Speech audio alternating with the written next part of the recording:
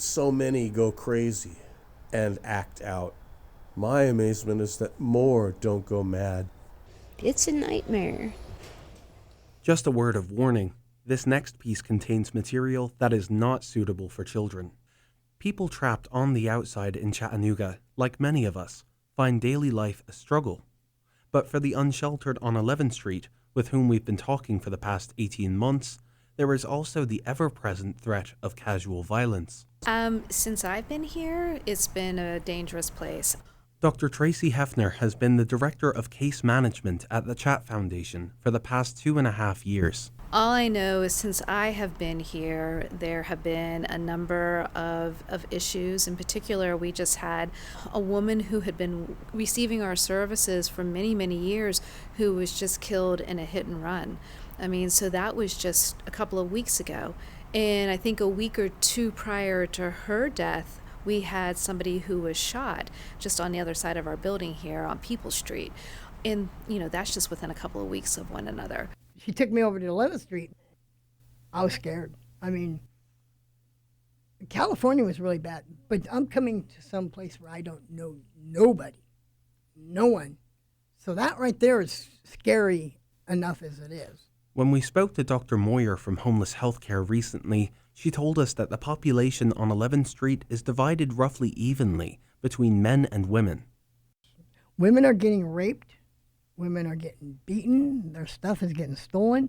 I've seen it, and I just got raped. I was like, that's why I went to Tracy and I says, look, we need to either get them mace, pepper spray, or some kind of self-defense class. Because this is just ridiculous. Because they attack them when they're asleep in their tent or on the street. I'm worried about getting killed. I'm worried about getting raped. And these people carry hammers, hatchets, machetes. Anything's a weapon. Any and everything is a weapon. It's not so much that so many go crazy and act out. My amazement is that more don't go mad. Yet so many people seem so self-possessed that they can handle it. It's just an amazing thing. I see so many different types. It's just an amazing assortment of social strata. It's just like you can find them all in the homeless milieu. Lawyers, doctors, educated, non-educated. Take your pick. They're all here. They're all here. Oh yeah, I'm from Cleveland, Tennessee, and Chattanooga and Cleveland are totally different. Cleveland is like a small town on the verge of explosion, and Chattanooga's just a nightmare. If you look out here every day like I have for 8 months, you'd know.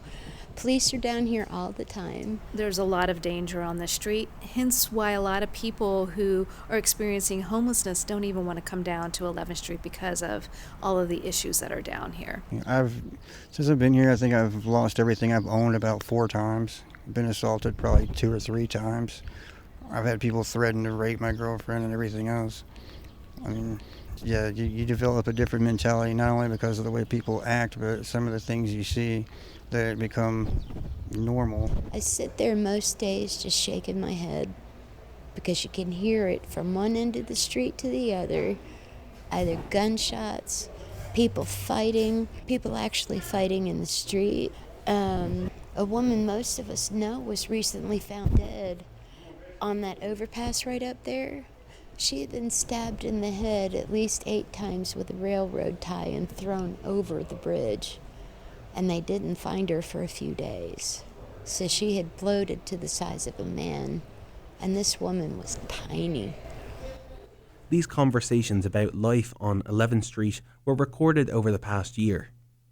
On the Outside in Chattanooga is written and produced by Richard Winham and Mal O'Connell. For WUTC, I'm Mal O'Connell.